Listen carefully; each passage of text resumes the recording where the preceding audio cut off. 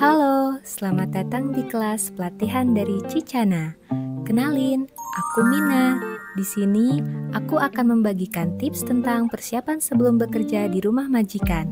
Yang pertama, kita akan membahas persiapan mental sebelum kamu mulai bekerja. Saat kita memutuskan untuk bekerja menjadi ART, kita harus sudah siap dengan perbedaan sifat majikan dan anggota keluarga majikan yang bisa beragam sifatnya. Karena kamu pasti sudah tahu kan bahwa setiap orang berbeda-beda. Bahkan kamu dan teman kamu pun pasti punya sifat dan kelakuan yang berbeda. Untuk itu, kita perlu paham dan memaklumi serta mencari tahu bagaimana cara menghadapi perbedaan tersebut.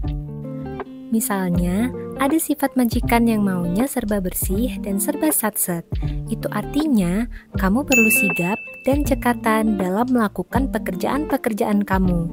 Jangan bangun kesiangan, apalagi suka menunda pekerjaan. Atau ada juga sifat majikan yang aktif bicara dan suka memberi komentar. Itu artinya, kamu perlu sabar dan berusaha mengerjakan tugas-tugas kamu dengan baik dan telaten. Juga harus selalu inisiatif dalam bekerja dan jangan terlalu perhitungan untuk mengerjakan tugas-tugas kecil di luar job desk kamu ya. Terlebih, jika kamu mendapat komplain atau teguran, kuncinya jangan baper dan jangan mengambil hati berlebihan. Karena tidak ada pekerjaan tanpa komplainan. Jadi, terima masukan majikan sebagai bahan evaluasi kamu untuk perbaikan ke depan. Selain sifat majikan yang harus kamu maklumi, kamu juga harus bisa berkomitmen untuk bekerja di kondisi dan suasana rumah majikan yang berbeda-beda. Biasanya, di awal kamu akan diinfokan terkait rumah majikan, seperti ada berapa lantai rumahnya, berapa luas rumahnya, ada berapa orang di rumahnya, ada hewan peliharaan atau tidak, dan sebagainya. Jika majikan belum memberitahukan detailnya, kamu bisa berinisiatif bertanya secara baik-baik dan sopan.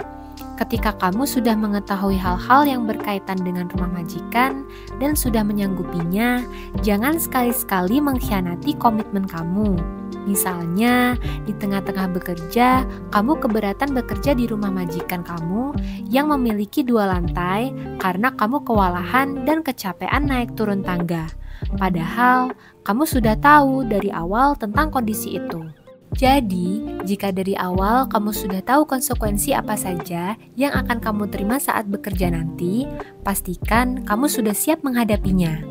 Dan jangan berhenti di tengah jalan, karena kamu masih bisa kok mencari solusinya. Kalau capek naik turun tangga, kamu bisa inisiasi dengan menyelesaikan semua pekerjaan di 1 lantai terlebih dahulu. Baru setelah itu di lantai berikutnya, jadi tidak perlu naik turun tangga berlebihan. Akan selalu ada konsekuensi dan kendala dalam bekerja.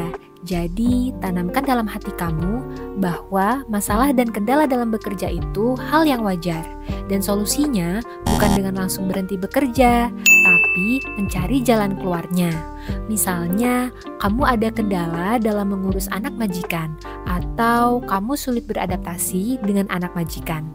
Kamu bisa bertanya pada majikan atau belajar memahami kebutuhan dan keinginan anak majikan. Karena setiap anak pasti berbeda-beda perilakunya. Kamu tidak bisa menyamakan anak majikan dengan anak kamu atau anak majikan di tempat sebelumnya kamu bekerja. Jadi, kamu harus pahami ya bahwa kondisi dalam setiap rumah pasti berbeda. Makanya, membutuhkan solusi yang berbeda juga.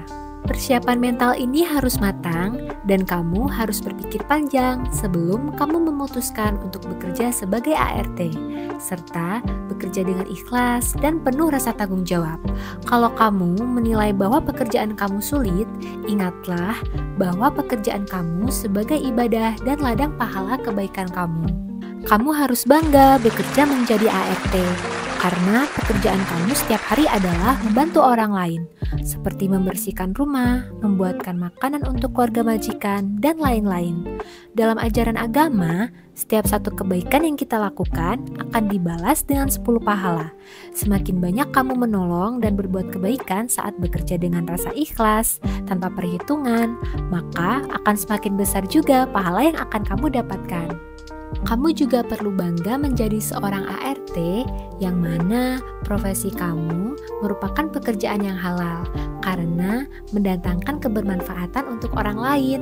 Yakinlah bahwa pekerjaan yang halal akan menjadi keberkahan dalam hidup kamu.